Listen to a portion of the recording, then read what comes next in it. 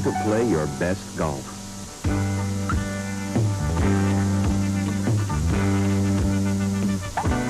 Featuring special guest instructor Bob Toski, Dean of Golf Instruction, Golf Digest Instruction Schools. Peggy Kirk Bell, a founding member of the LPGA and one of the best women golf teachers in the world. Rod Myers, director of the golf program at Duke University.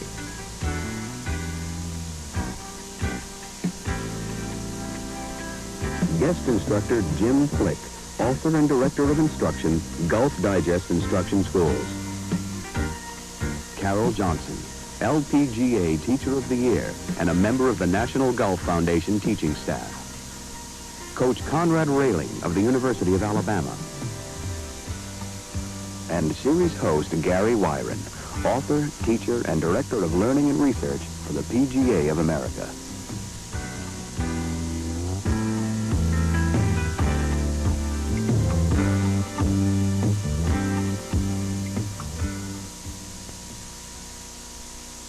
The delicate approach shot and the sand shot, for some people, are the most difficult shots in the game. Yet the professionals, they seem to make them look easy. Good shot. Look at that. Oh, my. Good God. Look at that. He tried to put it in the hole.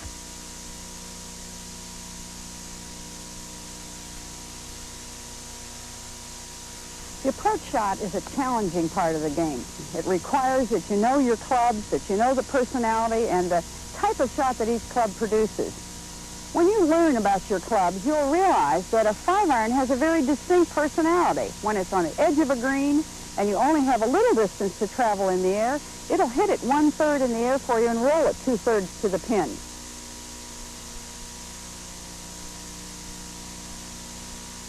If you have a 7-iron, it's a little different personality. It's tipped back farther, so the trajectory off of the 7-iron puts the ball about 1/2 in the air and lets it roll 1/2.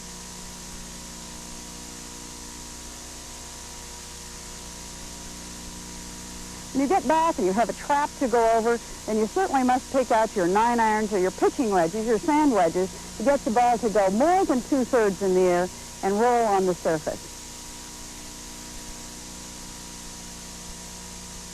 A simple way for you to figure out the distance of a shot is to imagine that you're a clock. 12 o'clock, 1 o'clock, 2 o'clock, 3, 4, 5, 6, 7, 8, 9. Segments of the clock produce different distances.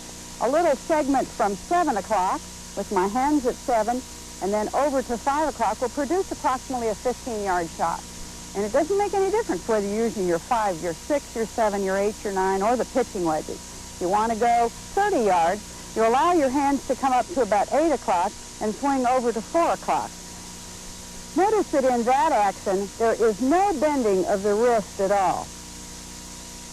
If I'm going past 8 o'clock and I want the ball to go 45 yards, and I'm going to take my hands up here, and as they pass 8, you're going to see that the wrist bends. That action and levering action is what produces the additional power that's needed to hit it 45 yards.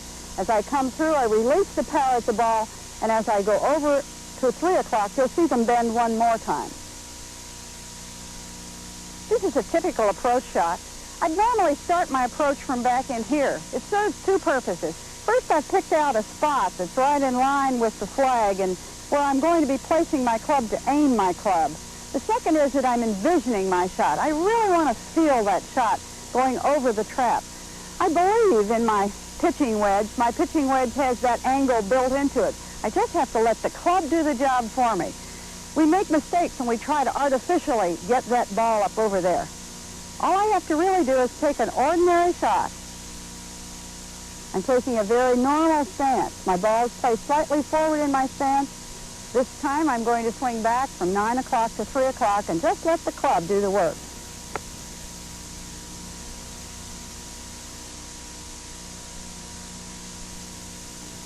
It really is a simple golf shot.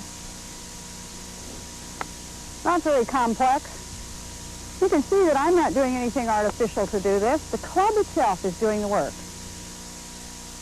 You know, if you recorded on a sheet of paper the number of approach shots that you had, 80% of them would be covered in this little shot we've just been describing. You'd only vary the club that you chose, or you vary the length of your backswing. But occasionally you're going to find times on the golf course when you have to add a different type shot, a shot that stops sooner than the normal shot. Whenever that occurs, then we're going to have to go into a more complex action of the swing. In this one, we're going to be taking much the same type of a stance. Our stance isn't going to be much wider than on the other one. The grip is going to be about the same, so I'm going to lighten my grip pressure. When I get ready to hit this time, instead of my average swing going from about 9 o'clock over to 3 o'clock, you're going to see my hands go from 10 o'clock to 2 o'clock. You're going to notice a decided slowing down of the entire speed of the swing. It's going to look like a lazy swing, like a very slow motion swing.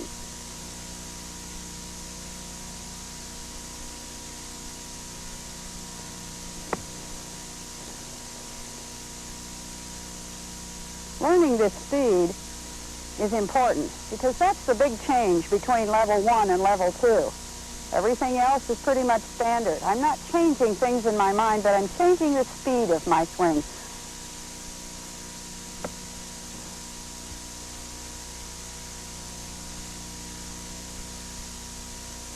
They've moved the flag over from the position to its right in front of the green here. I only have a very short amount of roll, and now I'm going to have to go to a more difficult shot than even level 2. At level 3, we change the stance that we normally have, which is square or slightly open, to a very radically open stance. The club face in my hand is also open. I'll be turning it just about as much as my stance is to the left. The face will be to the right. Notice that as I swing, I'll be swinging along my foot line like this. It really produces quite a cutting action on the ball. And even though my swing isn't very long, it's only going to be a little past 9 o'clock to 10 o'clock in that range, I'm going to be cutting under the ball. When it lands, it's going to land a great deal softer.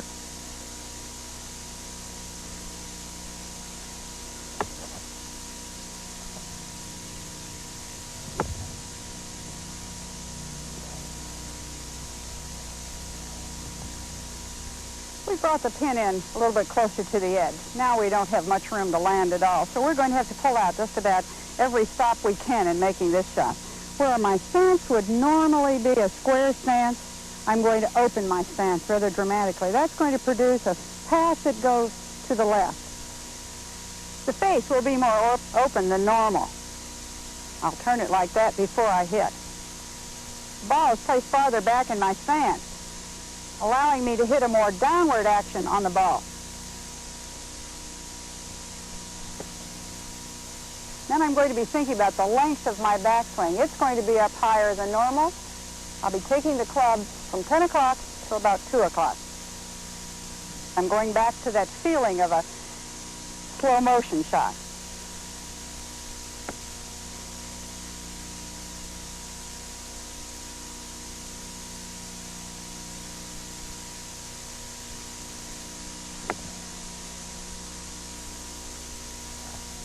If you want to really play well and see that ball roll up to the cup, go out and put a little bit of time on your short game. Practice some of the difficult shots, but put most of your time in on the shots that are going to get you right up there and get you onto the green. Spend most of your time at level 1. The psychological aspects of the game can sometimes be as demanding as the physical. Here I have what would normally be a routine little pitch shot. It's only 30 yards to the flag. But the architects have added some intimidation. They've put a nice big bunker right in front of me, between me and the flag stick. Well, what I have to do is overcome the fear that I might not have the right distance in this shot, because the direction is really not that difficult.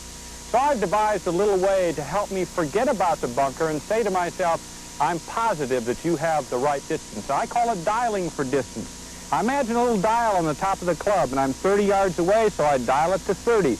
It says 30 miles per hour. This is, of course, imaginary, just to help me get over the bunker. Then I say, well, my 30-mile-an-hour swing goes right back to here, this far back.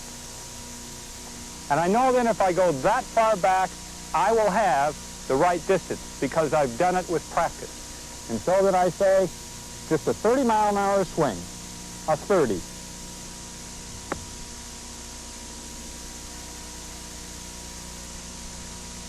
And that's how to overcome some of the psychology that you face on the golf course.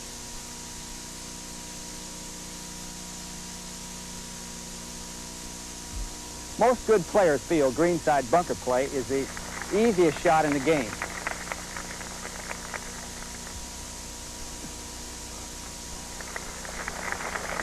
And well, they may be right, because there's no ball-club contact, and therefore the shot is more forgiving.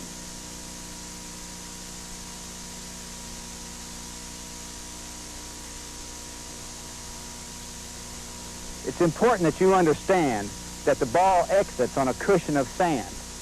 The manufacturers have done us a great service in creating a flange at the back of the club that keeps us from digging too deep. I'd like to demonstrate for you by using this board with white paint that actually the flange strikes the sand first, not the leading edge. And that's the problem in most of our bunker play. We tend to get the leading edge down into the sand and get much too much sand to exit the ball out of the bunker. So let's make a swing and see what turns up on the bottom of our club. And there's the white paint that fully illustrates that actually the flange strikes the sand first, not the leading edge. As in every shot in golf, first consideration must be given to the lie, because it will determine how we use the flange on our golf club. The ball has stopped on top of the sand, so we wish to use our flange in the most positive way possible. So we will open the club face and put the club behind the ball looking as such. Some of you are reluctant to open your club face that much because you feel as though you will shank your golf ball. Actually, a shank does not happen because the club face is open. The shank happens because the club is coming down away further from your body and you hit the ball up on the hosel of the golf club. So we use a drill to put the ball close to the board, then make your regular swing, and you will certainly miss the board, and therefore no shank happens. That will encourage you to learn to use the bounce on the golf club or the flange to control the depth of cut. However, I would like to caution you. First, open or lay the club face back, and then take the correct grip.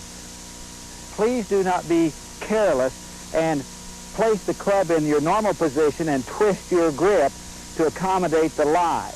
That will lead to some serious problems in the bunker. Actually, a shank does not happen because the club face is open. The shank happens because the club is coming down away further from your body and you hit the ball up on the hosel of the golf club. So we use a drill to put the ball close to the board, then make your regular swing, and you will certainly miss the board, and therefore no shank happens. Our ball has stopped on top of the sand, so my procedure will be to bury my feet and give me a feeling for the texture and depth of the sand, and to lower my swing arc so it's easy to get underneath the golf ball.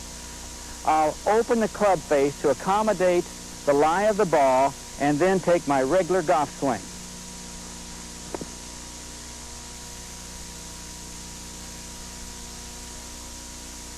That divot, or that cut of sand, is quite shallow because the flange did its job. It made the club ride through very shallow, but the length of the cut is quite long, about 12 inches or so. Now, from there, let's look at the second lie, which will be the semi-buried lie, and the ball about halfway buried. Now, to get underneath the bottom of the ball, my club face position will now be relatively square, so that the leading edge is going to dig down and get underneath the bottom of the ball. And again, just make my regular golf swing.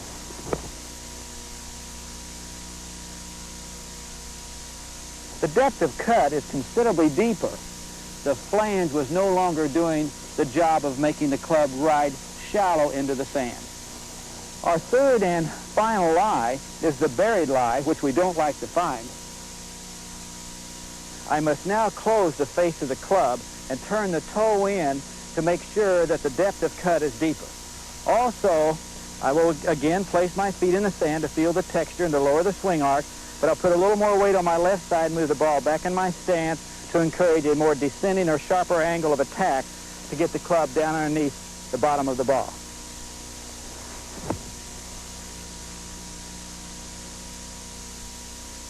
Gosh, that came out pretty good. This cut is much deeper than the other two and not nearly as long in cut of sand.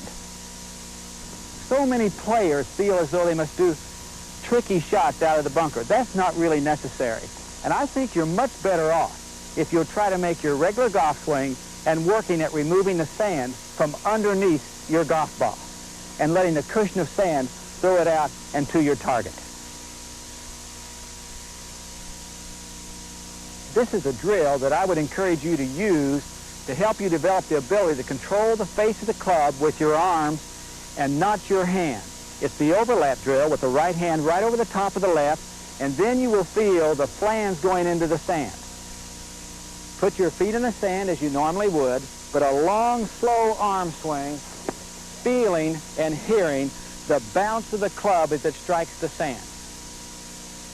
Now that you understand how to use the flange on your golf club related to the lie of the ball, we need to control the distance you hit your golf shot.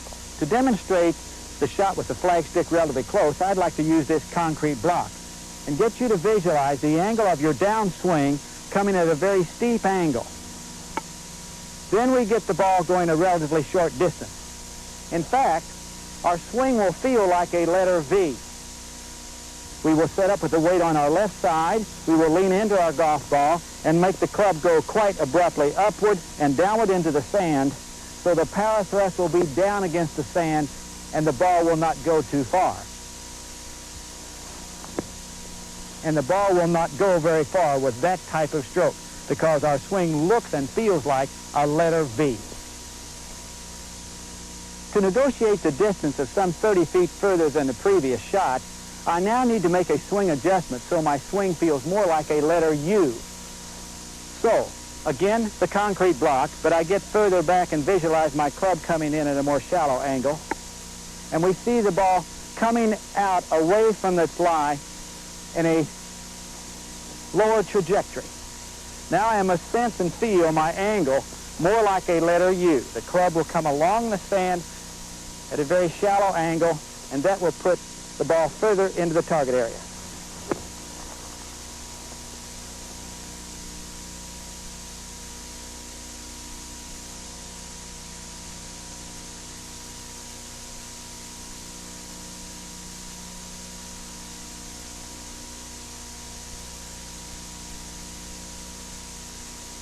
You read and hear that to be a good bunker player, you must hit an exact number of inches behind your golf ball.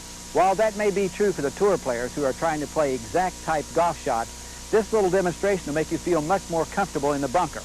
Learning to use the flange properly will exit all three of these balls with different trajectories, but about the same distance.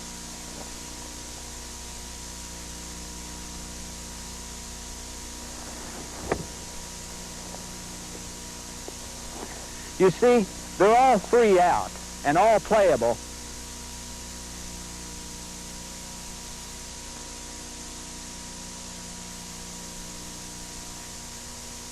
How well do you know your rules in the bunker? Can I move this pine cone? What about if I found myself in this situation? Can I move the cup? Well, one I can and one I can't. And that's where it's helpful to know your definitions in the rule book. One is a movable obstruction. That's the cup. The other, a loose impediment, the pine cone. You can't move loose impediments in a hazard, but you can move the movable obstruction. So we'll take the cup and move it. But the pine cone, I have to play as is. And of course, you're never allowed to soul the club in the bunker. That's a two-shot penalty. So if we were in this situation, I'd have to play it as is.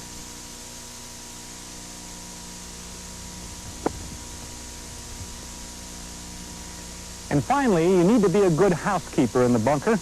That means that you should take your rake in with you at all times, rake the spot from where you've taken the sand, and of course your footprints, and now I can take the loose impediment with me.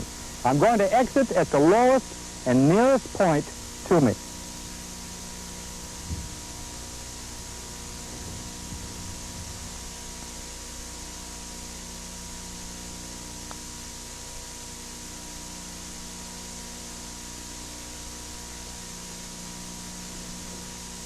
Putting and chipping are the two aspects of the game that have the greatest effect on your score. As a matter of fact, they're the great equalizers in the game between the strong and the weak player, because you don't need a lot of strength to be able to make these shots.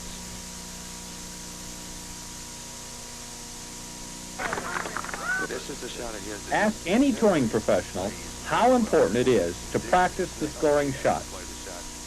Test anyone, so we'll just have to see. Looks good. Nicely done. Looks good.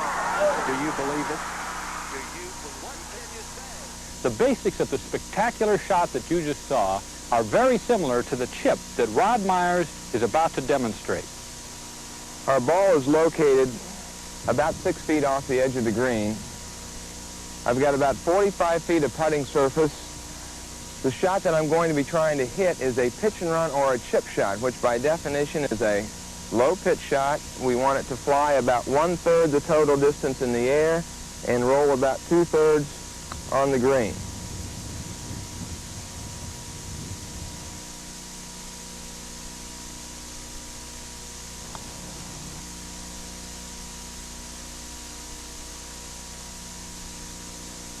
Our club selection should be a medium lofted iron, 5, 6, or 7 iron. I'm using a 6 iron for this particular shot. You'll notice that the ball comes off the club face on a low trajectory and then rolls on towards the hole just like a putt would. The fundamentals in this shot are extremely important, but very simple. Keep the stroke simple. It's one of the easiest shots in golf. It is a pendulum motion starting from the shoulders. It is a one-lever motion, which means that we don't have any wrist action involved. As you can see, as I get in position to hit the ball, very simple, back and through, using my arms and shoulders, swinging toward the target. The fundamentals are very important. A good basic grip, palms opposing, but we're going to choke down on the shaft for better feel. We are going to have a more narrow stance, and we will be closer to the ball than normal. The ball position, 1 inch to 2 inches inside the target foot. Get into a good posture position, knees flexed.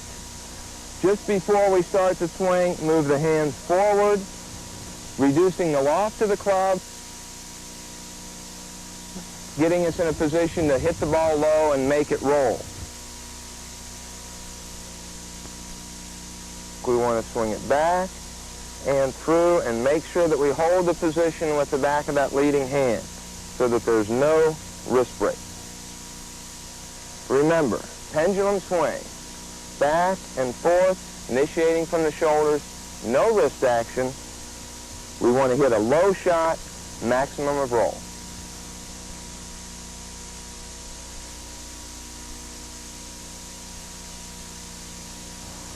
An excellent drill to use to improve your technique for the pitch and run or the chip shot is the tracking drill. The purpose of this drill is to emphasize the importance of moving your club head back and forth along the target line, therefore emphasizing good accuracy with the shot. Slightly open stance enables you to keep the club moving along the track much easier, so we swing the club back and forth along the track between the two clubs.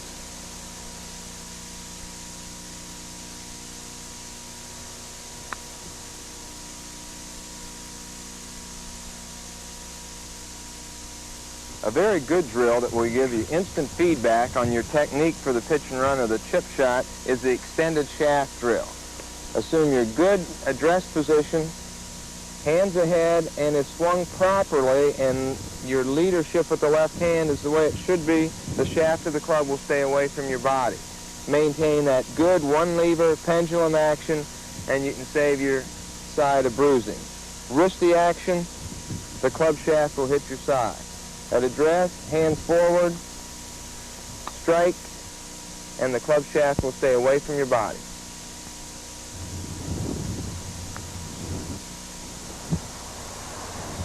Let's take a moment to evaluate this shot. My ball is lying in the rough. I've got to carry over the bunker. I've got about 20 feet to the green, but I still have about 45 feet of green to work with. Do we hit a chip shot or do we hit a pitch? A pitch shot is a lofted shot that it's going to land close to the hole. The talent and technique is a little more advanced. The consistency is a little more difficult to control. Therefore, I feel the best players in the game will still make the choice to hit the pitch and run from this position. Few things that we have to take in mind. We are going to take a more lofted club. I've got a pitching wedge. Take notice of the uphill lie. Let's adjust the ball position slightly more toward the target, making sure that we swing our arms with the hillside, going up the hill. But the same one lever pendulum swing is going to be the same as what we were working on before. Simply swing that lever toward the target, let the ball land on the green, and run back toward the pin.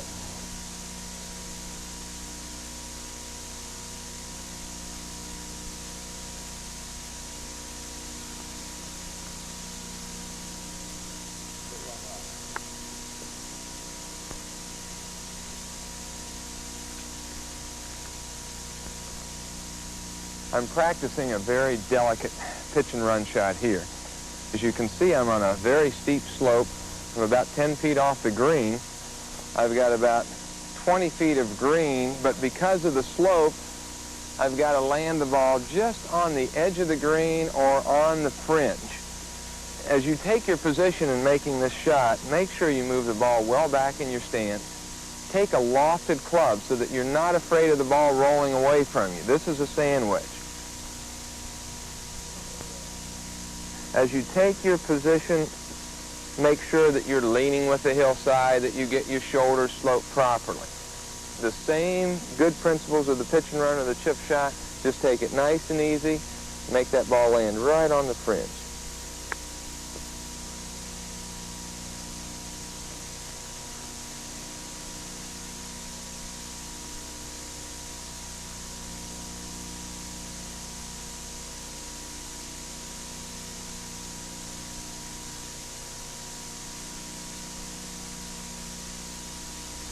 Here we are on the putting green, where we could argue that this is golf's most important shot.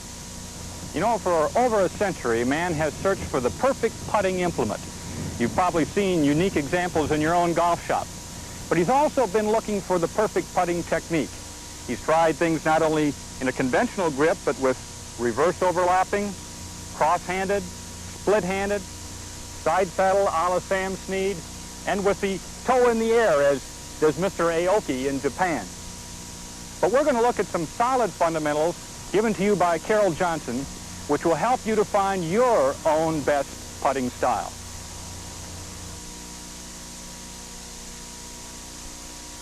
Putting is the most individual part of the game, and because of that, we want you to be able to choose your own putter. Remember that putters have to feel good to you, and they have to look good to you, or you won't do your very best with them. One of the important parts of putting is to take the club and find out where the sweet spot is. Where the club comes straight off like that instead of the twist off of the toe or the heel. The putter that we just had has to be gripped, and when you're gripping it, we want you to be just as personable about this as you were about picking the putter.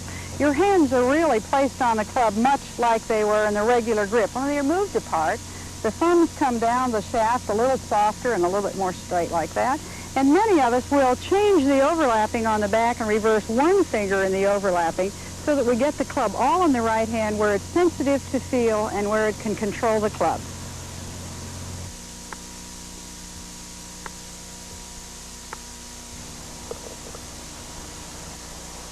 Certainly we want you to have individual parts to your game, but in order to have the fundamentals of your putting stroke sound, we must have three fundamentals. We must first have your eye over the ball or over the intended target line.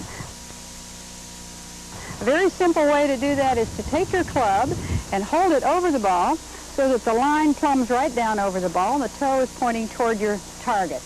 As I lean over, the bridge of my nose is right over the top of the club. To double check myself, I move the club away, put the ball up on your nose, and drop it down, and if it lands on the ball, then you know that you're directly over the ball or over the intended target line. The second important fundamental is delivering the club down the target line in a straight fashion. Right through the hitting zone, we want that club to be traveling straight toward the target. We're suggesting that you either use 2x4s, and you can use these at home on your rug in your living room, or you can use two books placed side by side. That'll be fine. But anything to direct the club down the hitting area, it's a very simple fundamental. It's just to put it in there, let the club slide back and forth along that line. And it's not very difficult to learn to keep that stroke exactly square to the target.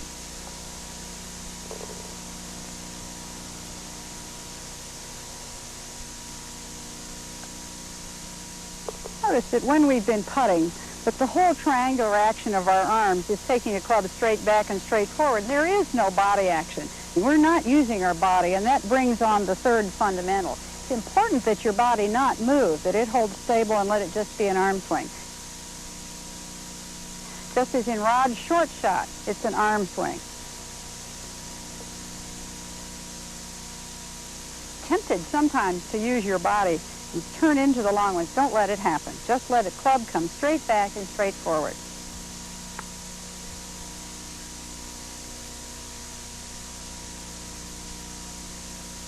Whenever you find yourself on the putting green, whether you're practicing or playing, you want to take all the factors in that are going to help you with this putt. You're going to look at it from 3 angles if you can.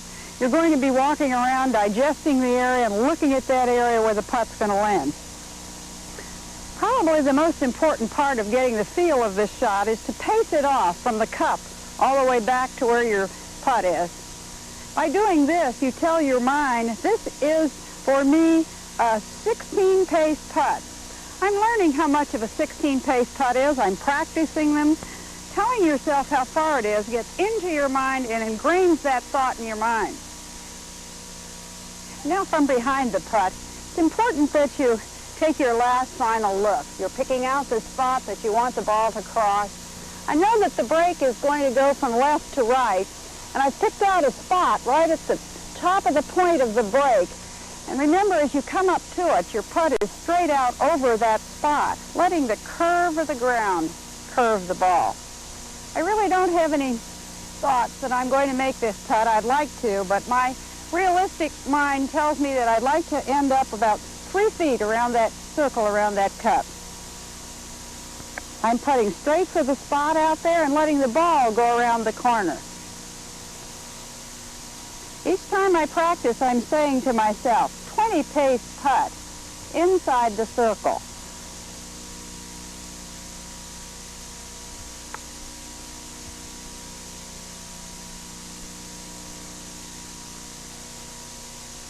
I'm very deliberately trying to putt a straight putt. I don't want to get the feeling that I'm trying to curve that putt. Straight down the line, across the point, and let the curve work for itself.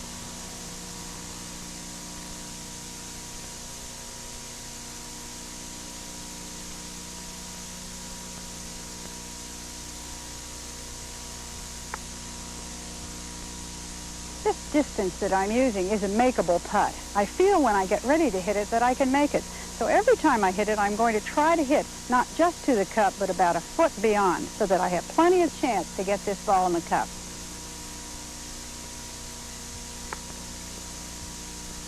You have to believe they're makeable and never leave it short. Always have it at least 1 foot beyond. It's important on the day of play that you go out and try a few little practice shots before you get started. For example, you want to start very close to the hole and take a few little strokes, a few little putts that you're sure you can knock in, just to get the feel of the shot. Just to begin to let your hands feel the putter again. Pick those up, go out and practice on the rest of the green and hit some 35-foot shots. Hit a few 12-foot shots, hit a few 10-foot shots, but the last thing you want to do is come right back to this beginning area again. Drop the balls down. Make sure that you're taking a little bit of a shot in again to reinforce the fact that you hear the ball going into the cup, that you have that positive feeling that you can make the putts on the course.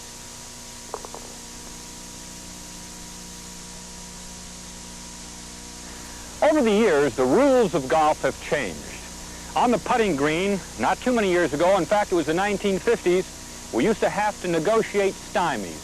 If a ball intervened between you and the cup, You had to either play around it or play over it. The niblick, as the 9-iron was called in those days, was the tool that was primarily used. And so a shot in your bag had to look something like this.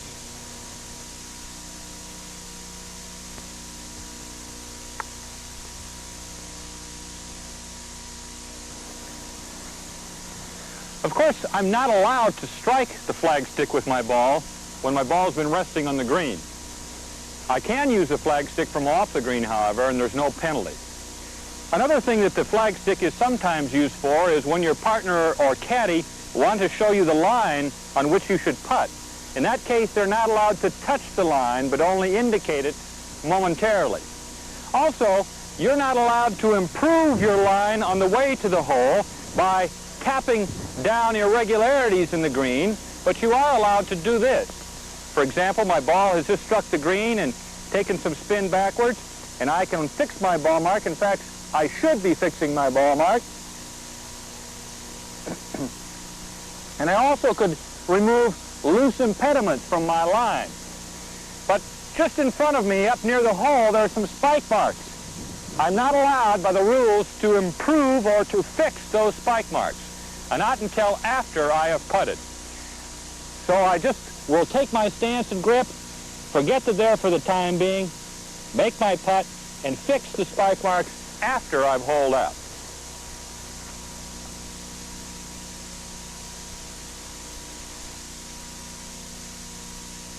If you've ever experienced tournament competition at the club or local level, you may have noticed that there was a little extra tension, particularly when you get on the putting green. Well, I'd like to give you a tip on how to reduce some of that tension. One of them is simply to tighten up your muscles as you walk onto the green as tight as you can, and then let go, relax, let the tension drain out. Another way is to take some deep breaths. It's been proven through psychological research that deep breathing and then releasing that breath will help you to reduce tension. I had another gentleman who once told me, if you feel that you're too tight over the putt, your tension in your grip is too tight, think feathers, nice and light. And so I'm going to put a little feathers into this one.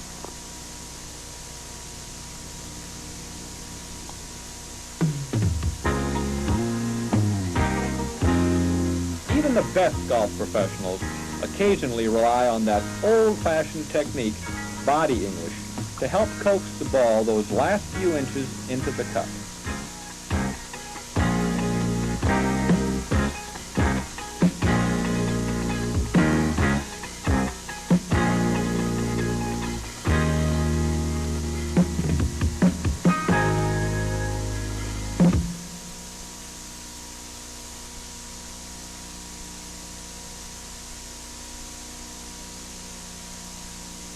You know, there are some situations in the golf course from which you can't physically recover. One is when your ball is lost, and another is when it's out of bounds, as it is in this case. Even though I'm only out a couple of feet, the rules say I must play another shot. What I've done is played a provisional ball. If I hadn't done that, I would have to go clear back to the tee or where I previously played my shot and play again. So by playing a provisional ball when I think it's lost or out of bounds, I help to speed up play, and that's a very good practice. There's another kind of recovery on the golf course that is necessary. That's a mental recovery. You can't escape adversity out here, but you have to learn to cope with it. If you let yourself get down because of a bad break or a bad shot, like hitting one out of bounds, you're not going to be a very successful player. There are legions of stories about players who have overcome adversity by being positive, starting with 7s and 8s on an opening hole, and yet still going on to win tournaments. So that's a skill that you're going to have to develop. We're going to go out on the golf course now with Rod and Carol, where we put them in some very difficult situations, and they're going to show you how to recover.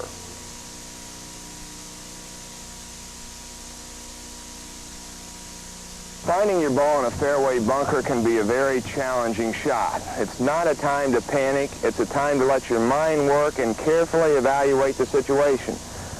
First of all, take a good look at the lie of your ball. Evaluate the lip of the bunker, how high it is, taking into account what type of trajectory will be necessary to get the ball safely out of the bunker. The primary thing that we do not want to do is hit the sand first, so we're going to make some changes to help prevent that. As you position yourself in the bunker, normally we would be playing the ball a little more toward the left heel. We're going to move it back more towards the center of the stance. Then dig your feet in a little bit more at an angle with that rear foot. Dig in the back so that you've got a good, stable position. Because we've lowered ourselves in the sand, let's choke up on the club a little bit, again, helping to prevent hitting the sand.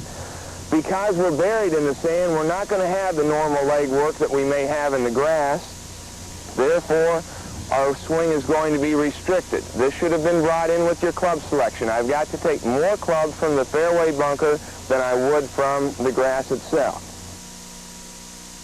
The main thing I want to do now is not hurry, have good tempo, and concentrate on the shot, looking at the target, making a nice smooth swing. The rules of golf do not permit you to sole the club in the bunker. Therefore, we must hold the club above the ball.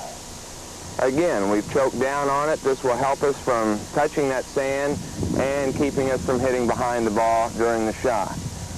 In an effort to not allow tension to build up in your upper body, keep your arms loose. Simply don't bend as much at the waist. Keep your body moving, again, so that you're free of tension. Then give the swing the smoothest one you've got.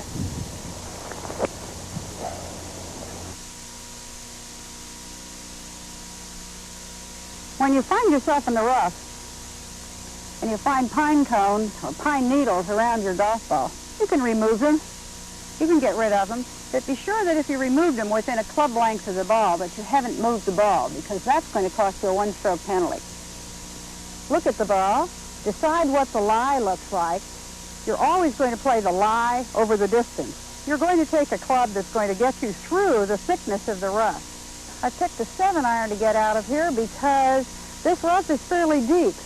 The grass presents a little bit of a problem when it's thick. Whenever it's thick, I must lift the club up a little faster on my backswing. I can't drag it through that grass. I'll be taking the club up out of that position, and I'll be hitting it with a little bit more of a descending blow to make sure that I'm clearing through that thick grass.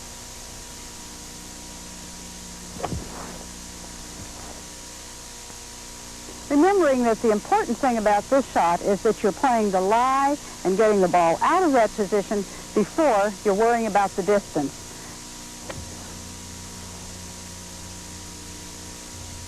Here's a different situation. There's no reason when you find your golf ball in a high position like this that you can't use your 7-wood or a 5-wood and make good face contact with it. There's no reason why you can't use a wood out of the rough. Use your wood, use your 7-wood, use your 5-wood, and make your normal shot.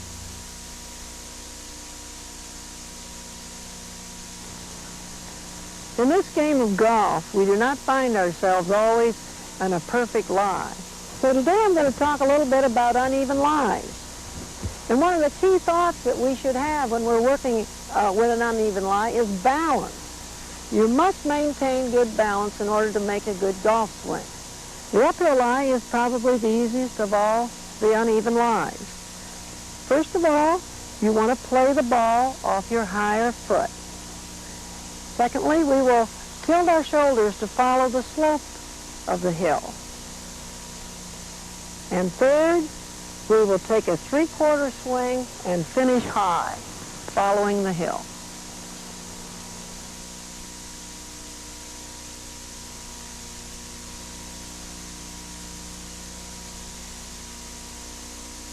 Three-quarter swing, finish high, follow the hill.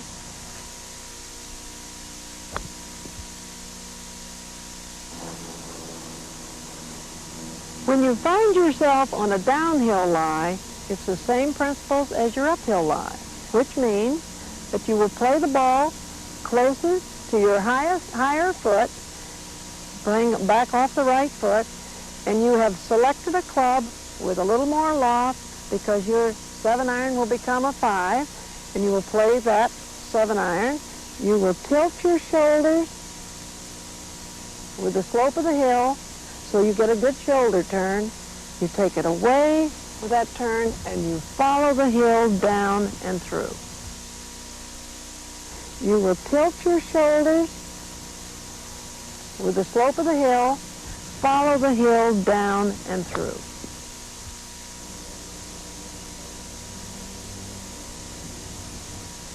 Here we have another uneven line with the ball above our feet. And in this shot, we will play the ball in the center of our feet. You need to take a practice swing so you can feel the bottom of your arc and know exactly how that swing's going to feel on this uneven line. Then you will choke down on your club a little bit because you're closer to the ball. You will aim to the right of your target because the ball is going to go from right to left. So I'll aim slightly to the right and let the ball draw or hook. You notice that I will lean into the hill a little bit to maintain my balance. You must have good balance, especially on your uneven lies. I'll take a 3/4 swing, slow, through to the finish.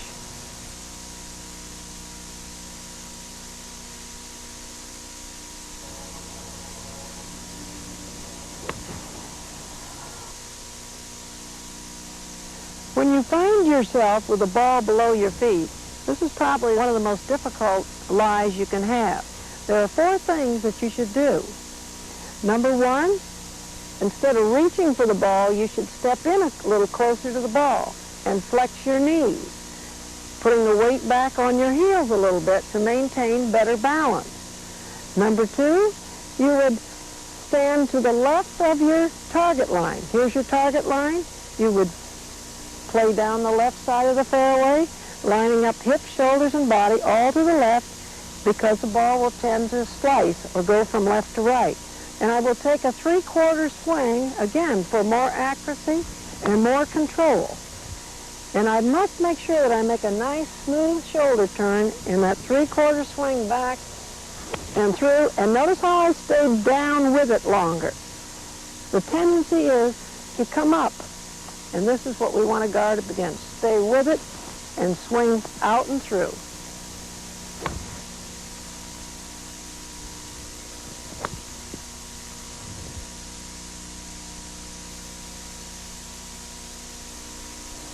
Intentional hooks and slices can be very challenging shots.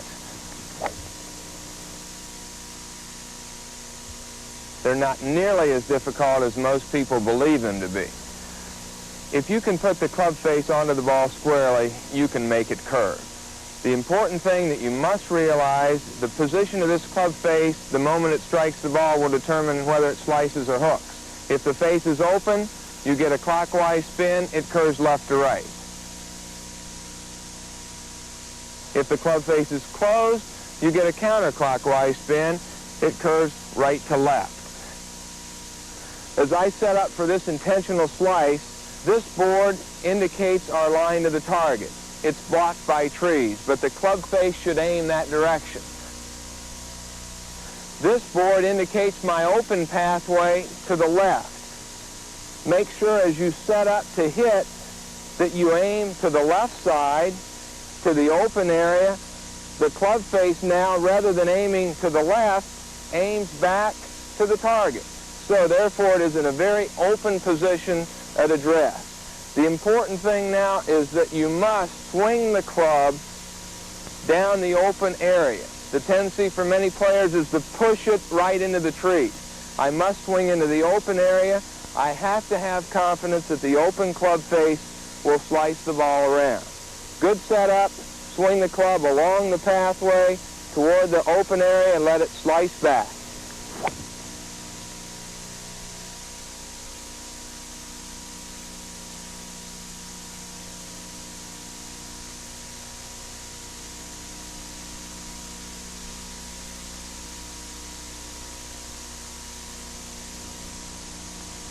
In this particular situation, my ball is about 210 yards from the green. However, trees are obstructing my pathway directly to the target, but I've got an opening around to the left. So my plan is to slice the ball around. I've selected a fairway wood, going to aim my body to the left into the opening, give myself plenty of room, then I'm going to open my face and aim it toward the pin. If I can just make a good swing toward the opening, the open face will cause the ball to curve toward the green.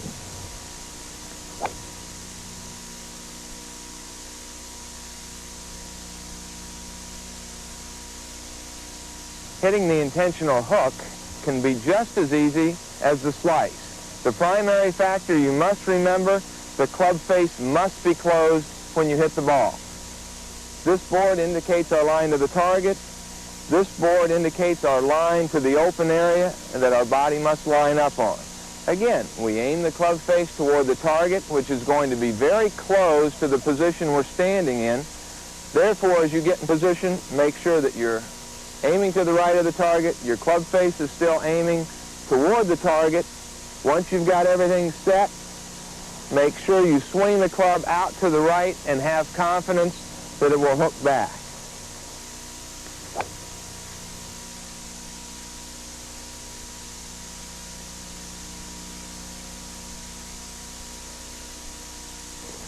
You may hear of some different reasons to hook and slice, changing the grip, releasing or blocking as you strike the ball. We think this is the simplest way. Simply make your change before you start your swing.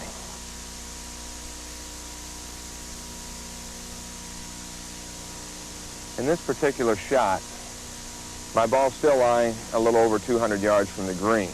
However, my only opening now to the target is to the right of these trees that are blocking a straight shot. Therefore, it's calling for an intentional hook. I'm going to also use a fairway wood, but where I used a 3 wood with the slice, I'm going to a 5 wood with the hook because I've got to shut the face down. Same thing in the fact that I'm going to aim my body toward the open area. I'm going to set up and then close my face and aim it back toward the pin. Then it will just be my normal swing, aiming out into the open area, make sure I'm swinging the club on a pathway to the opening, and let the face cause the curvature of the ball toward the target.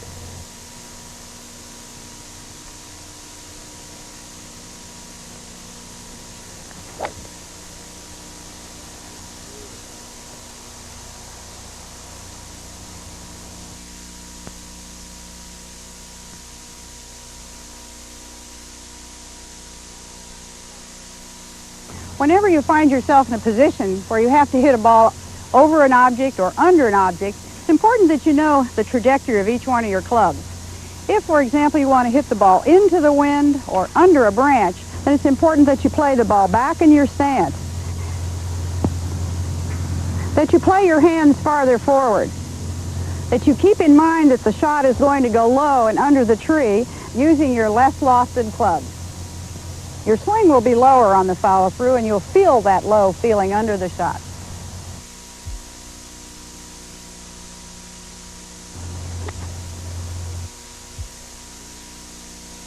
I'm feeling that trajectory. Now when you find yourself in a position when you want the ball to go unusually high, a shot with the wind behind you or a shot where the trajectory is higher than its normal trajectory, play the ball a little bit farther forward in your stance. Catching the ball on the upswing, you're going to use your more lofted clubs and you're going to envision that the shot is going up. You'll feel yourself hit it and up on the follow-through a little more than normal.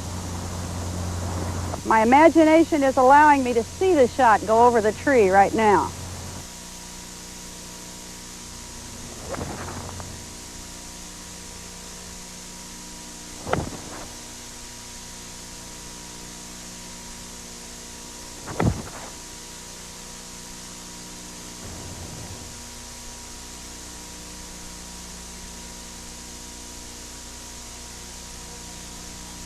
There's no reason why you have to worry about a golf shot that looks like this. Just have to understand that you can get yourself inside of this area, stabilize your stance, hold your club down a little bit, making sure that you make a swing that's over one ankle and back and over the other ankle. The temptation is to swing high on your backswing and end up with a shot that's up in the tree. So by stabilizing my body and swinging very low to the ground on either side, I can get out of here without a great deal of problem.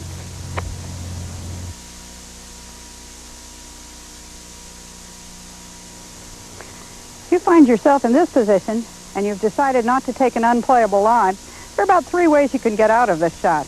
You can reverse your hands on the club, play the ball toward the center of your stance. In this particular case, I'm going to use the back of my putter to make the shot. My whole job is to get the ball onto the green, not worrying about how close, but just a good shot out of here.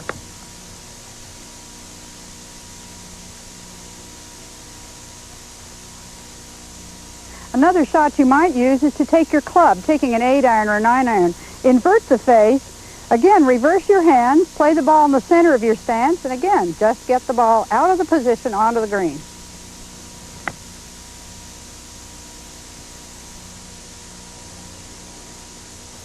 Another way that we enjoy, and it's probably the most fun of the 3, is to take a 6-iron or a 7-iron, playing the ball off of the back of your heel. Turn the club over, hold it down, trying to make one lever swing like this. Just hit the ball out backwards. You can really go quite a distance with that one. It's a fun one to use. Try all 3 of these. It can get you out of some trouble without too much of a problem. Golf's normally a safe game, but the recovery shots can sometimes tempt you into taking unnecessary risks, like following through and hitting the shaft against a tree. And there are documented cases where people have done that. The shaft is broken off and they fatally stabbed themselves.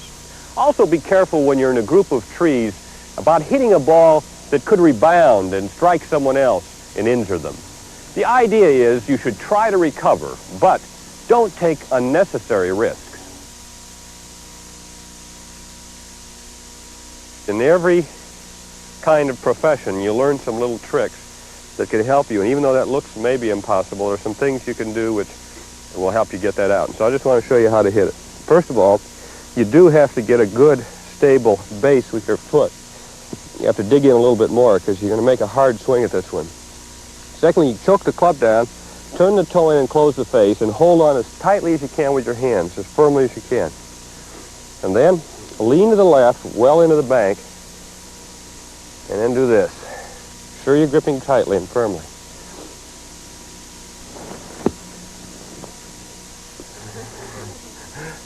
And that's how you make that shot.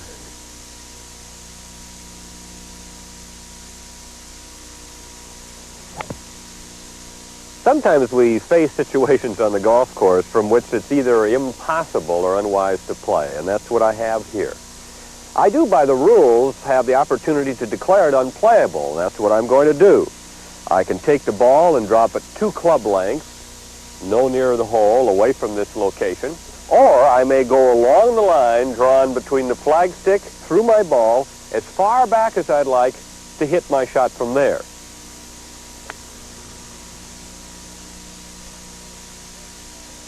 You also can declare your ball unplayable in a bunker. I have the same options here as I had in the other circumstance. I can take the ball and drop it 2 club lengths no nearer the hole, as long as I stay in the bunker. I can take a line from the flagstick through my ball and go back as far as I'd like, staying in the bunker.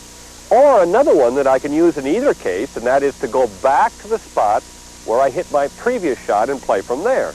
Of course, in all these examples, there's a 1-shot penalty added.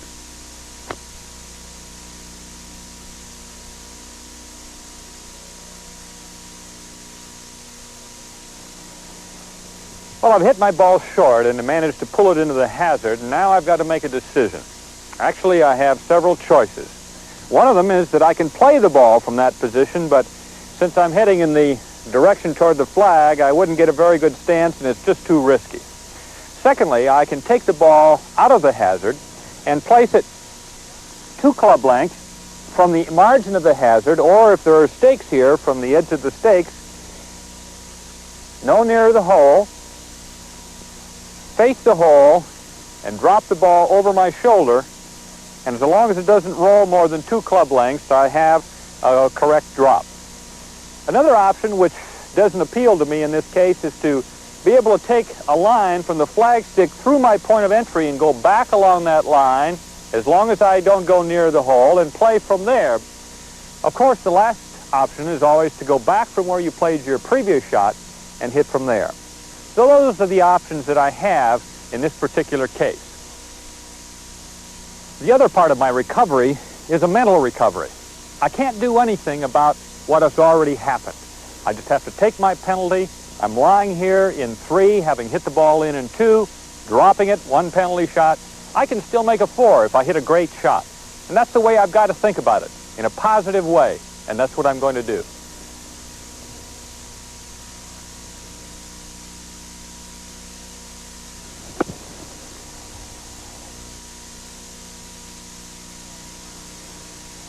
This ball has found casual water. It's a temporary accumulation of water on the golf course. It's not meant to be a hazard. You're allowed to take the ball out of the casual water and you get a free drop. Determine where the edge of the water is, where you entered, and you get 1 club length distance away, no nearer the hole, and you drop from there. In this case, I would move a little to the right. My target is in the distance, rather than moving to the left, because a drop here might have the trees interfering with my backswing. So as long as I stay within 1 club length, I can drop, and providing the ball doesn't roll more than 2 club lengths away, I've made a correct drop and I can play from there. In similar situations, such as in a burrowing animal hole, near an immovable obstruction, or in ground under repair, the procedure is basically the same. Now, if your ball is lost under some of these conditions, it's a little bit different. You have to be able to have reasonable evidence that that is where your ball is lost, such as if your partner saw it go into the casual water. Then you also get a free drop. You see, most people think the rules work against them. But if you know your rules and your options, you can make them work for you. Next time you find yourself in a trouble spot, take note of how often you've seen even the top touring professionals in trouble situations.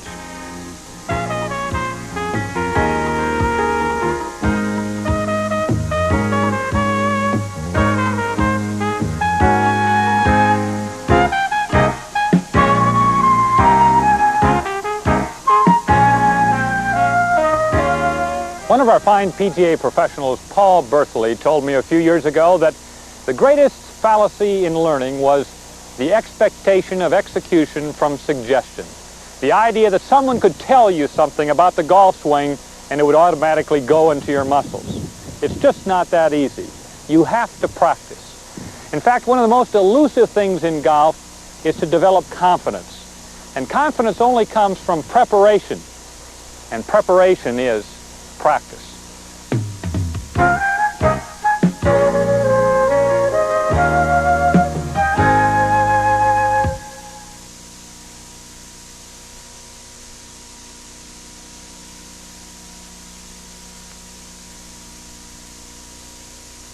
In all sports where the players care enough about their performance, they take the time to warm up. Golf should be no exception.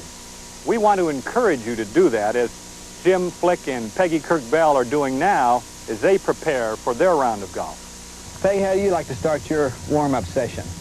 Well, I like to just stretch a little bit. That's my first thought. I just stretch and stretch, and then I start swinging my arms, feeling that, stretching those old bones. And you notice my feet are responding to that. Yeah, they sure are. So many players don't get their feet moving well enough to support the movement of their legs and their hips and their arms and hands, do they? They sure don't. I think that's a common fault, that they just think the club's in their hand, they're going to hit it with their hands. But I think you've got to feel that all the way through to your feet. I think I have more trouble with alignment than anything. I usually like to have some alignment aids down on the ground to kind of guide me so I can identify my setup and alignment. One of my key thoughts to bring my swing back together is keeping my elbows together. And if you watch Jack Nicklaus or Tom Watson or Tom Kite, their elbows are like this on the backswing. When they come through, their elbows are still together. Well, I'm almost ready. I don't like to hit too many balls before I tee off. Just get loosened up. Yeah, I want to leave enough time to do some putting and chipping, don't you?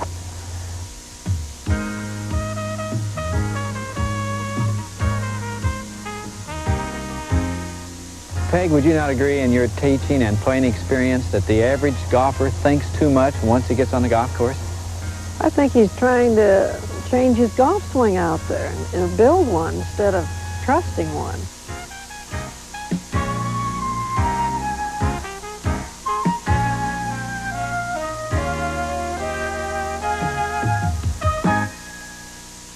Hi, Jim. Hi, Peg. Good morning, Gary. How you doing? Nice to see you. Ready to play? I'm ready. Okay. I'm going to do a little warm-up for the benefit of the viewers that they might face when they get to a golf course and they haven't had a chance to hit balls like we did this morning. I call it no-ball warm-up, and something you can do before you play in place of ball hitting, which is, of course, ideal, but we don't always get that opportunity. So I take my two heaviest clubs, my two wedges, and start with my small muscles that we use a lot in the golf swing and that are very important, and gradually start lengthening my swing, stretching the muscles of my back and legs, keeping my tempo that I would like to have in making that first swing, a little bit like you felt, a little bit more slowed down, not too hurried. After I've done that and I feel a full stretch with those clubs, the next thing is that my driver, which I would use probably most of the time off of the first tee, my driver doesn't feel so heavy. You know, sometimes you wake up and it just feels like a heavy pole out there. Now it feels a little bit lighter. And I take the driver next and I put it in my low back to stretch the muscles here, feeling the little stretching in the low part of my back. And then finally the muscles up a little higher in the back. And if you'll put your hands and just pull it across your back here a little bit, put your hands in the club and turn and stretch, what happens is that you get your muscles in your shoulders and arms and back ready to be used to make a swing. You know, football players, baseballers, basketballers, they go out anywhere from a half hour to 2 hours beforehand to warm up, but golfers think they can come to the first tee, swing at 2 dandelions and a cigarette butt and say, you know, what are we playing for? And really, physiologically, they're not quite ready to go. My last little stretch looks like this. And you can hear that pop just a little bit. There, now, I feel like I'm more ready physically to make a swing now. I make a practice swing or two. My tendency is to hit a little bit too much with my right, like a lot of people, so I make 1 or 2 practice swings feeling my left side. Now my arms feel long and loose, which is the way I want to feel in the first tee. I want to feel uptight. That's a good expression, because really that's what it is, uptight. It isn't very good for golf swings. And so I want to feel more long and loose, and that's the feeling I have now.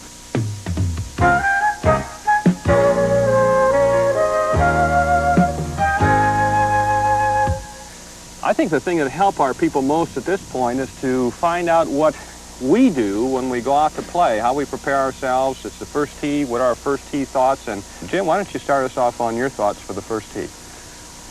Well, I try to get up plenty early on the days I'm going to play golf to feel like I'm not rushed that day. In fact, I try to shave slower. I try to get some music on that helps me relax a little bit and try to see how long I can take to get there. Sounds like a Walter Hagen theory. Well, I don't know about that, but I think sometimes we rush too long, we don't get to the golf course, or we rush too much, we don't get to the golf course in time to get ourselves really prepared. But this morning in particular, I tried to see if I could get my swing longer and slower. My normal tendencies are to get too quick and too fast. You don't know anybody that does that, do you, Gary?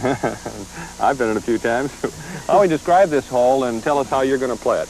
Well, even though it's fairly long, I think it's something like 410 yards and a little dog leg to the right, I'm not really ready to let my driver go, so I'm going to try to go with a 3-wood this morning and feel I can keep my ball in play off the tee. Okay, go ahead. The wind's changing a little bit, Gary, and I feel more comfortable going to the left side of the tee, even though the wind's coming a little bit from over my shoulder here as I teed up my left shoulder. I'm going to try to pick out a spot in the left center of the fairway and see if I can get my swing long enough and slow enough to give all the parts a chance to work, get the club into the back of the ball from the inside. Gary, I've picked looks like an old divot there. It's on my target line. I'm going to use it as an intermediate target. Get my hands on the golf club softly back in here, Gary, so I don't have to work with my grip when I get over the golf ball. Try to aim my club carefully and work on my alignment here.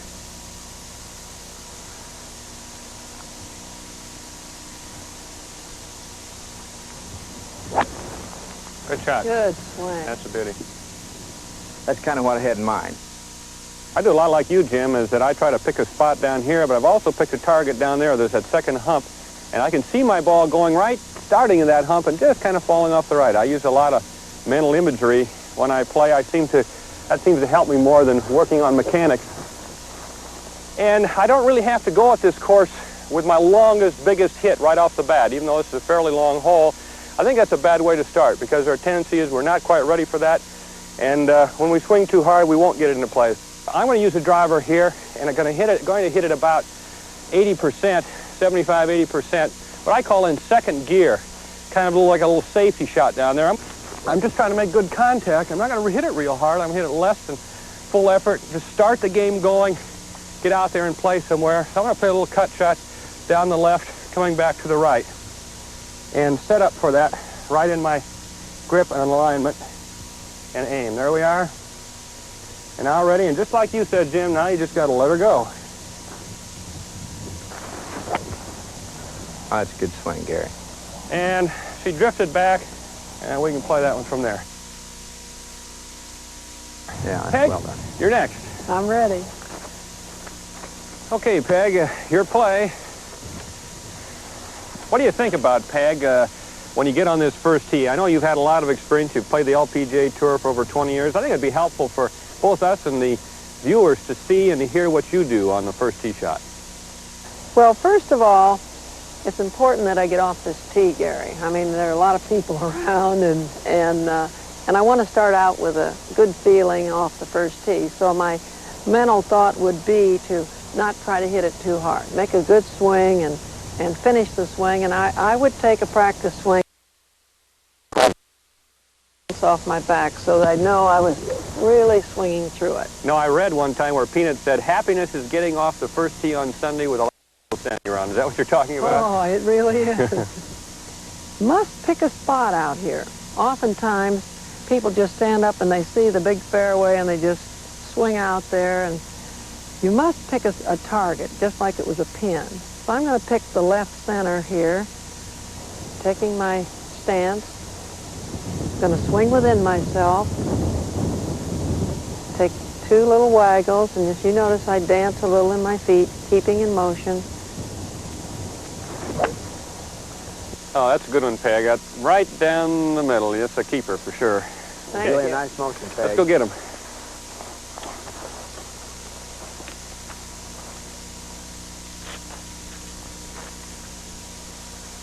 Boy, Peggy drove that ball right in the middle of the fairway, huh?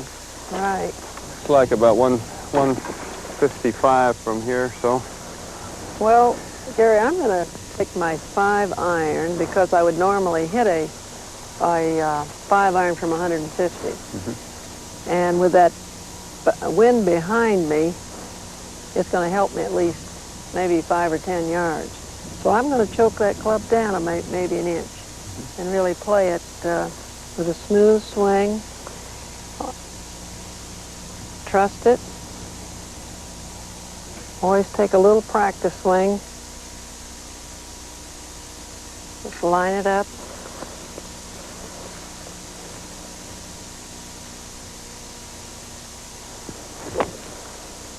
Yeah, looks good. Go hard, Just a little ball. left. Go hard. Going up. Just a little bit short.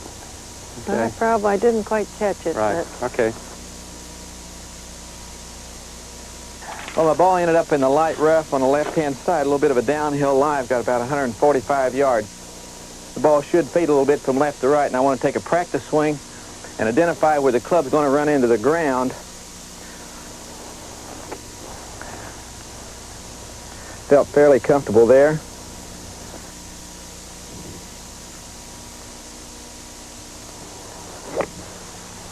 That should be plenty deep. That was solid. Yeah. good shot. Whoop. Yeah, that turned out well. That's back on the back of the green. That's okay. Well, my shot ended up a little differently than I'd planned it. I'm down here on the very right side where I've caught a tree that I'm going to have to negotiate, either going over or going under. I could hit it over the top of the tree, but it's kind of shaky, a little questionable. And if I did happen to catch the tree, then my ball could come down and still not have a shot to the green. So I think the safest thing to do here is to play kind of under and around, taking a straight-bladed club, the kind that's easiest to spin the ball with sideways to curve it. I'm taking a 2-iron, I'm opening the blade up, I'm going to hit kind of like a little punch shot out to the left of the green, and it'll slice back a little bit and roll up somewhere around the green or hopefully on it. But even if I don't get the ball on the green, I'll be up close enough where I've got a good chance for a up and down and 2 with a chip and a good putt. So I'm setting the ball a little bit back, face a little open, making the practice swing to get the feel of how hard I'm going to swing to knock this ball up there. It's kind of a touch shot. I set it in here, and that's the shot I'm going to envision. Out to the left, a little back to the right, roll up by the green. It's going that way. I've cut it a little bit the right corner, and it rolls right off the right edge. So I've got a pitch shot and a putt for my par.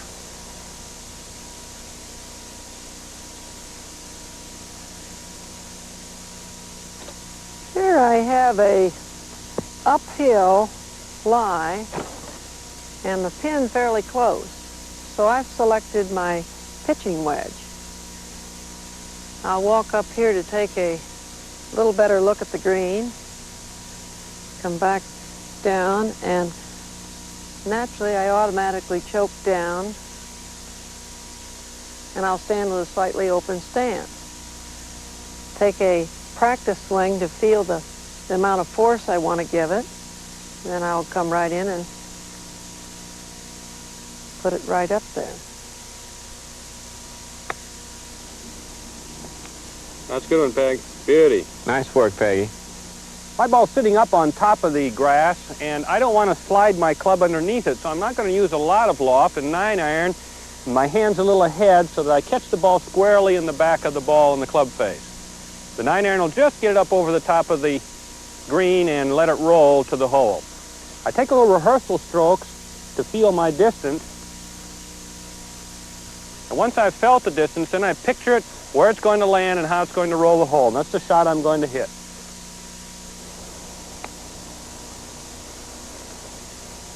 Beautiful shot, right. Gary. Thank you.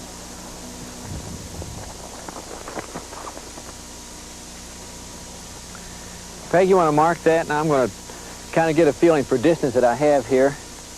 I'm going to stop halfway on the low side of the hole. I've already determined that the break is only a few inches, maybe 4 or 5 inches from right to left. What I'm really trying to get my mind organized to now is the distance that I have to negotiate. Really just trying to get my ball within about a 3-foot circle of the hole. I'm some 55 feet from the hole. I'm going to take a practice swing and identify the amount of stroke that I need for the distance that I have to go. I've run through my mind that the greens weren't cut this morning. Had a little rain. I feel I've got a line picked out. Now I'm going to aim my putter and get it aimed, turn direction off, and think strictly of distance and sense and feel the amount of stroke that I need for the distance I have to go.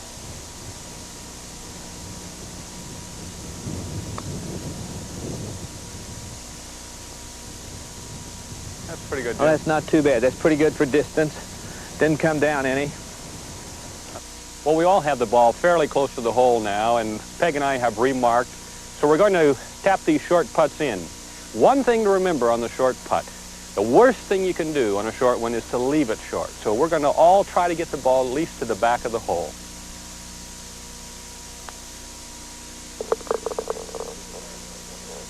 Right in the back of the top.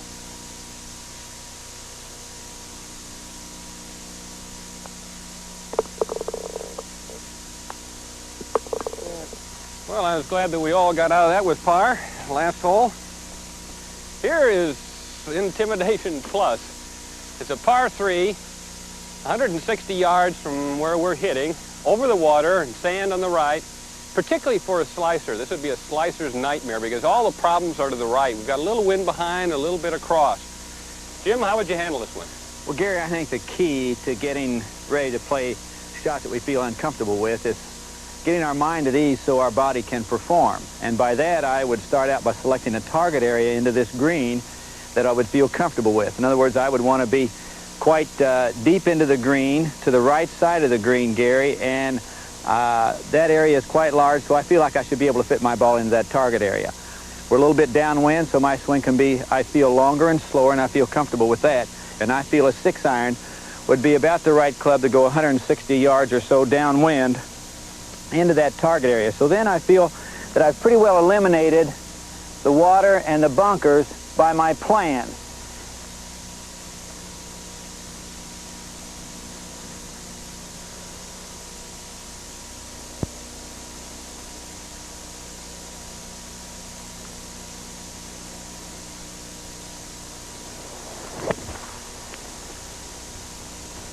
Yeah.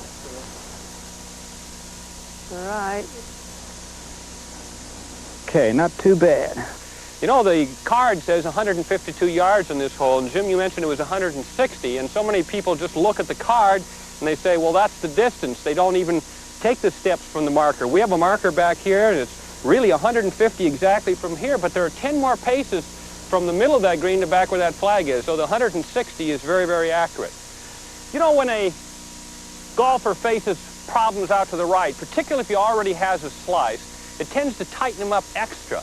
And that is the very thing that pushes the ball into the problems that you're trying to stay away from. If your hands tighten or your forearms tighten because you're fearful of going to the right, you end up going just exactly where you didn't want to. So I'm going to make a practice swing or two where my arms stay nice and light, I feel free and easy on my swing, and then I'm going to erase those things from my mind, the sand and water to the right, and pick a very positive picture a little to the left of the target. I take a nice swing, practice swing with my arms light, aiming to the left now of my target, just a little bit, so it gives me a little margin of error. I've got my picture, and let her go. This one's inside a flick for $1. Oh, yeah, you got that from the inside, Gary. That'll really do golf. That might be close. Ooh. All right. I'm happy with that one. Beautiful. Sure got yourself in the right frame of mind there, Gary, didn't you? Well, Jim inspired me. You know, how many times do you see somebody come up to one of these water holes and get out their water ball or an old one? Yeah, I've seen that a lot. Well, I tell my students, when you come up there, take out a new ball, and you think, I'm not going to knock that ball in the water, I'm going to knock it on the green. I'm going to hit a 7-iron here, and the only thought I'm going to have in my mind is that I'm going to remember a shot that I had here one day that was not quite as good as Gary's, but right up about 4 feet from the pin, and I'm going to just try to repeat that and just bring that mental picture into my mind. Ooh, that's good. High. That's a nice motion, A Peg. little kick to ride, and you'll be right there. There it There. goes. Okay, let's clean up this old putt. Jim, will you hold the flagstick for me just a second? Thanks. that was great, too. Oh, boy, I love these kind of putts. Thank you. Okay, Peg. Anytime I have a long putt, I'm going to come from the side. As you can see, there's a triangle formed here, and I can see the distance much easier. It's like taking your putter and looking down here. I cannot tell how long that putter is, but I can if I look at it from the side. So this helps me get the distance. I'll come from behind, and I'll get my line. I notice that it breaks a little to the right, so I'll aim slightly to the left. I'll take a little stroke here before I putt to feel that distance. I always put the putter in front of my ball. It sort of gives me another line to the cup. Bring it back behind. Stroke it with my shoulders.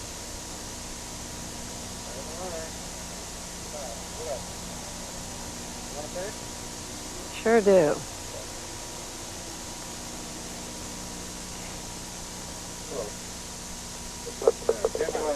Nice 3, Peg. Thank you. Gary, I sure would like to make a birdie and tie you, but I don't want the anxiety of trying to make a birdie create so much tension in my body that I can't perform what I'd like to do. I got an idea how the ball was going to roll in watching Peggy's ball break towards the water. So I'm going to start the ball slightly outside the right edge of the hole, then turn my mind directly to getting the right amount of roll through the right amount of motion in my stroke. Try to start it on the line and then let the birdie be the effect of the right stroke.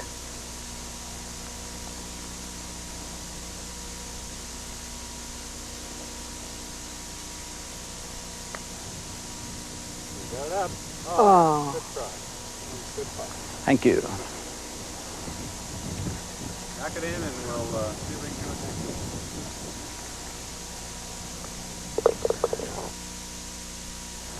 Felt like I deserved that one.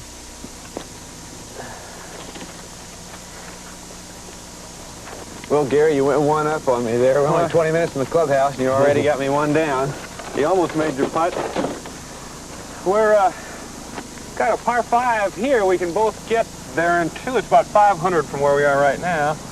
And there's water in front, but if we hit a good one, I think we might be able to go for it. Peg, what's your strategy for this hole? Well, I'm going down to that next tee, and I know that I cannot get on in 2. And there's a pond right in front of the green, so I'm going to make sure my second shot is short of that pond, and that I always think a par 5 is my favorite hole, because I maybe get it one putt, or it'll be sort of fun. I relax a little more on this hole, too. Jim, what about yours? Well, Gary, I like to plan my strategy from the green back to the tee. And with the configuration of this hole with the water in the front of the green, if I'd catch a really good tee shot, I can knock it on the green. If I don't catch it good, I want to leave my second shot well to the left to give me a better angle on the little pitch shot into the green, so I've got a little softer shot to come into. But with the wind in our face that helped us on the previous par 3 hole, I've got to catch my tee shot really solid to get on in 2. So I'm going to make an attempt to plan my strategy from here to get on in 2 if I can, but if I can't, I'm going to readjust it and try to leave my second shot to the left to give me a better angle for the third shot. You know, Jim, without the out of bounds here, just the trees, there's really no severe penalty for hitting a bad one, so I'm going to take a risk, and that's the time you should take a risk, when there's an opportunity for reward. I'm going to hit one a little extra heat on it this time. And I'm going to tell you how I put a little more into the tee shot. So what I try to do, instead of hitting harder and gripping tighter, which most people tend to do, is swing faster and grip harder, I grip lighter and try to take a slower backswing a little so that I get full length. And I want to get full motion with a little lightness. So it makes a little extra speed. Ooh, I could hear that noise. Did that scare you, Peggy? Maybe it won't scare anybody, but it's got a little more speed than the other one, and I think it's worth an effort on this particular shot. I wouldn't do this more than once or twice around. A little bit longer and a little bit lighter.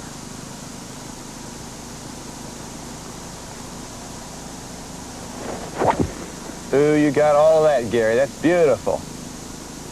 I think that would be in position. I can get there from 2. I believe you can get there without any trouble from that situation, don't you? Yep, I can make that one.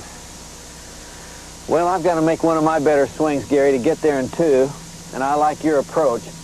Try to complete the backswing and see if we can get a release from the inside.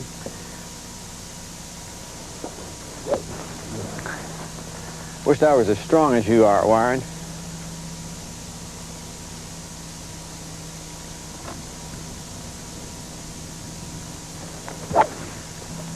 Oh, I got over the top of it. Tried to hit it way too hard. A little hook, a little over the top. Well, it's left. I still think I can make a 5 from there, Gary.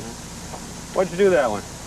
Well, I didn't quite finish my backswing, and I got a little anxious. I could feel my shoulders go to the outside, and I think that happens a lot when we try to hit our ball too hard, but I don't want to walk off this tee feeling that in my mind. I'd like to come back and if I might, for just a second, kind of rehearse the right swing and get the feeling of letting my swing get completed and down from the inside and released, and erase that old bad swing from my mind. That's a good idea. Erase those bad shots by putting in a good one to think of the good one. Yep. Well, Jim, after that shot of yours, I'm going to make sure that I complete my backswing and get my shoulder behind the ball so I can swing from inside out. It's the only way we can keep from coming over it. Gonna make a nice smooth swing.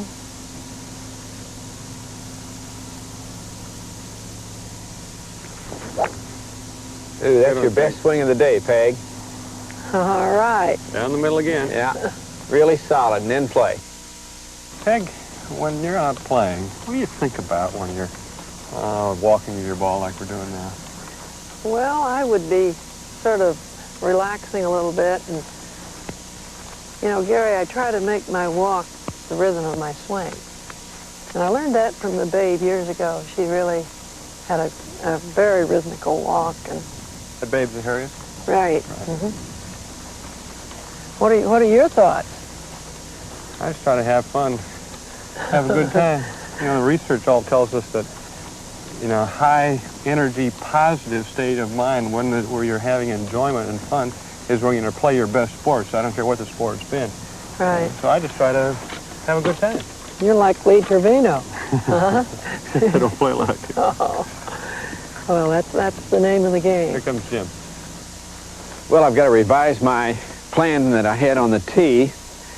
It's still going to be a 3-shot hole, but my 3rd shot is going to be with a middle iron. I've got the wind in my face, and if I use an 8-iron or a 9-iron to go up over this tree, I can't hit my ball far enough to reach the green on my 3rd shot. So I've selected a 4-iron. I'm going to alter my left-hand grip and make it a wee bit stronger, or turn it to the right a little bit, choking down on the club to control the club face a little better, and I'll turn the face of the club slightly closed, encouraging more of a hooking action and more of a lower trajectory. So I've actually made almost a 2-iron out of this 4-iron.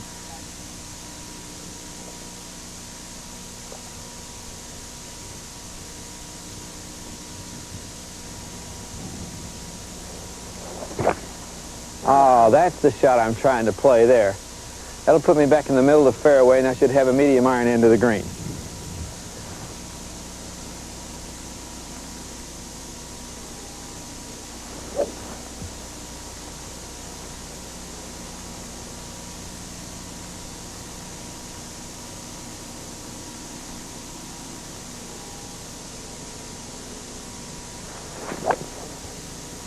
Oh, it's a bitty, Peg.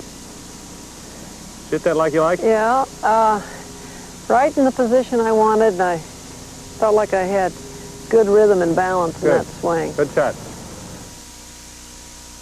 On my shot, the green is not a very deep green, and so I'm going to take a 4-wood to get it up pretty high. I think I can get there comfortably.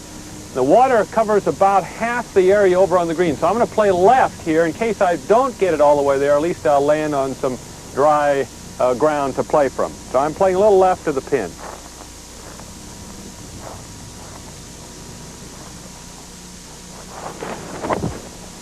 Oh, go hard, ball. Came off it a little bit and cutting back. I don't know if that's going to make it. Oh, nuts. Gary, that was in the water. That may have made the large ball washer down there. Yeah, I got it in the water. I'll have to drop down there. Well, I guess I have to pay the price here. Sometimes you get penalized for taking a risk, but I thought it was worth it. This is a lateral hazard, and I can drop 2 club lengths here at the point of entry, or I can go back, keeping the flagstick, my point of entry on the line, which is what I'm going to do so I can get a better lie. I don't like the lie up close to the water. I'm going to go back here where it's nice and level, still on the same line, drop it over my shoulder, and now try to handle this shot. Now I'm faced with a situation that you might have sometimes where you've got a water in front of you and hazards. It's an intimidating shot. But I'm going to erase those from my mind. That's what you have to do. Just get the feeling of how hard is it just to pitch the ball up there. There's nothing in between you and the flagstick.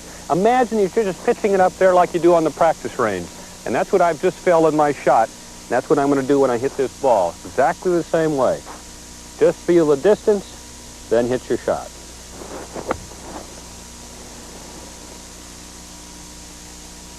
Okay. I think I can make that one.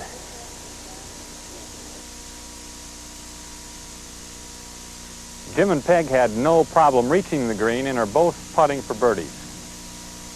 Peg, you know, as we are about ready to wrap up this round, I think it would be helpful for our viewer to know what you think is the most important thing to you about playing a round of golf. Well, above all else, keep it smooth. And by that I mean you have good rhythm and good tempo so that you can take the club all the way back and all the way through from your driver to your putter. That's a great tip. Jim, how about yourself? Well, I would certainly agree with Peg. I think the rhythm aspect is important, but prior to that, perhaps I might do a little encouragement of our viewer to think about their preparation. And I'd like to break preparation down into pre-swing and in-swing. And I would like pre-swing to have them work a little more on their grip and their grip pressure and their alignment. And the in-swing aspects, I see most of their problems caused there by virtue of poor club selection, where they end up trying to either overpower the golf ball or over-control the golf club. I think we constantly need to be adjusting our swing and our approach to playing golf from a mental standpoint so we can enjoy this great game. You know what's important to me, particularly, and we all have differences of opinion about those things, but I kind of like the idea of being positive when you play, and I know you agree with that. Having fun. I think that's the frame of mind in which you're going to play the best. And that's what we want for you on how to play your best golf.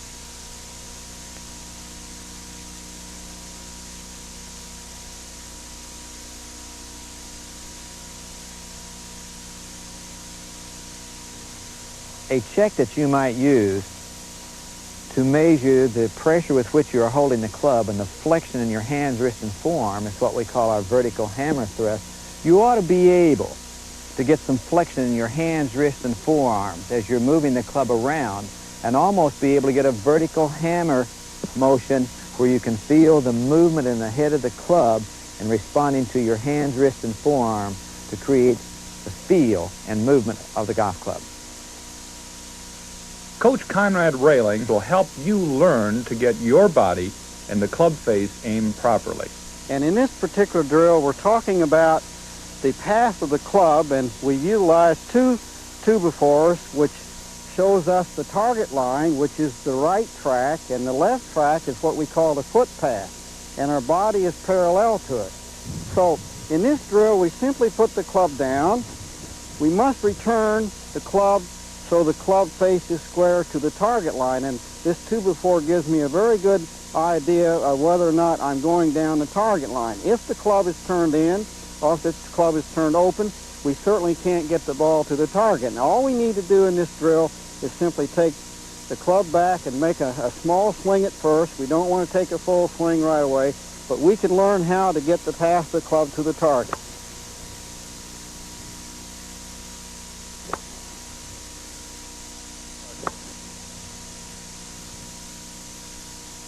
A drill that you might enjoy working with to identify the correct posture, weight distribution, and athletic position of your feet and knees would be a heel tapping action to give you that springy sensation that all good athletes have.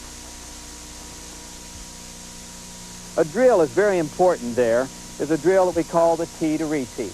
It's not a very long swing. You're not trying to hit your ball very far, but you will swing back to almost waist high and feel the end of the shaft or the tee pointing to the golf ball. Let your arms swing down and rotate to square the club up while your wrists are uncocking and swinging over to the forward side of your body where the tee will be pointing back to the golf ball. This is a mirror image of the backswing and the forward swing.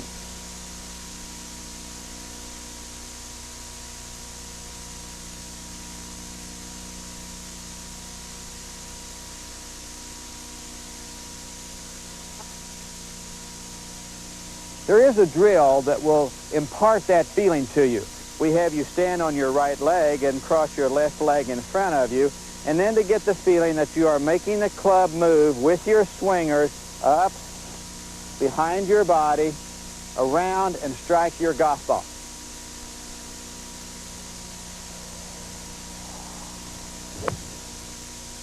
A drill that you might find fun to work on for the responsibility of your feet and legs to create a pivot and give us a weight shift is what we call our baseball drill. You take your regular starting position, aiming your club down your target line, then pull left foot to right foot, club in front of your eyes. Swing to the top, step through, and swing through. The step before the swing, so you will feel the roll and support of the feet and knees to allow the arms to again stay free and the active release to come from the inside. I've seen you use the right hand off after impact drill here to help people identify the flow of control of the golf swing with their left arm and left leg a little bit. Would you mind doing that drill for us? The beauty of this drill is so that you feel the left arm and the left side of the body moving to control the force of the swing through the ball. If the left arm stops, if the left leg stops, then the whole force of the swing, the whole force of the golf swing collapses at the point of impact. So this is the type of a sensation the player will feel as he goes through the ball. If he leaves go of the golf club right at the point of impact, or just after impact with his right hand, he'll feel the acceleration of his left arm around and up to carry the force of the swing through the ball. It's called right hand off after impact through the ball.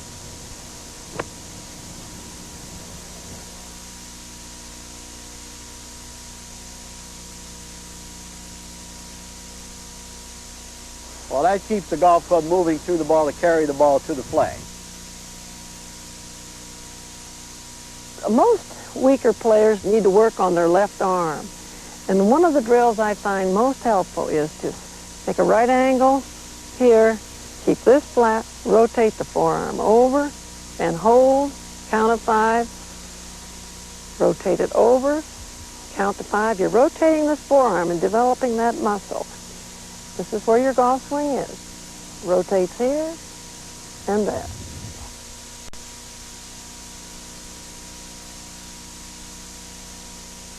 Your professional will often suggest to you drills or aids to help you in your learning process. I have a learning aid right here. It's a soft-shafted club which gives you extra feel in trying to learn the golf swing. When I swing it correctly, I won't notice the shaft bending perceptibly.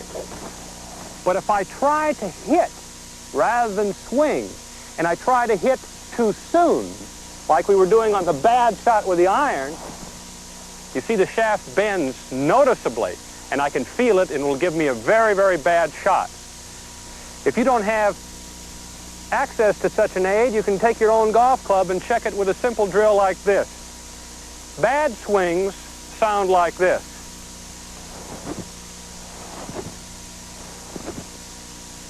A good swing sounds like this. The noise is where the ball is. In a bad swing, you've given up too much power and energy back where the ball isn't. And that's the difference between a hitting swing and a swinging hit. We want you to have a swinging hit.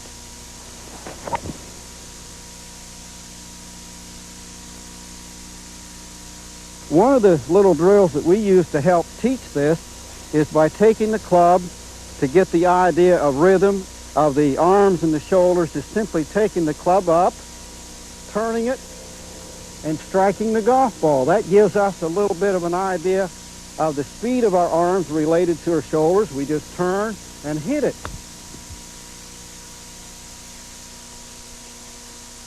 We're coming straight up, turn, and just hit it. And this helps us learn what the arms are doing. And if we just keep the swing smooth and keep our tempo and rhythm moving, we should be able to hit a good golf shot.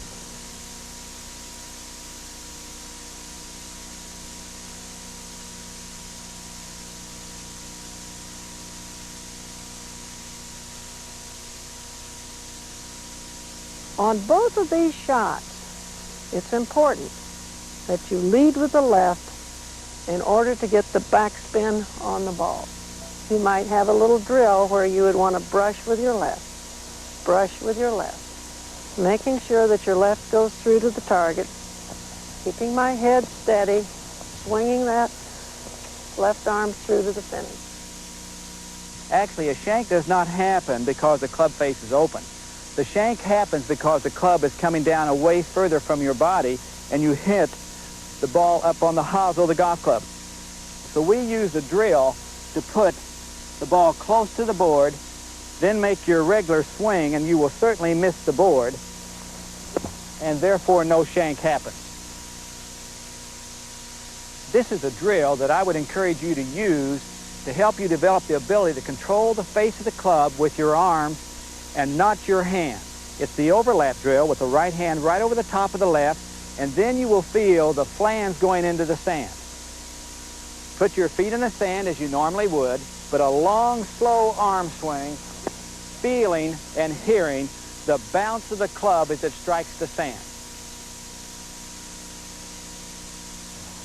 An excellent drill to use to improve your technique for the pitch and run or the chip shot is the tracking drill. The purpose of this drill is to emphasize the importance of moving your club head back and forth along the target line, therefore emphasizing good accuracy with the shot. Slightly open stance enables you to keep the club moving along the track much easier, so we swing the club back and forth along the track between the two clubs.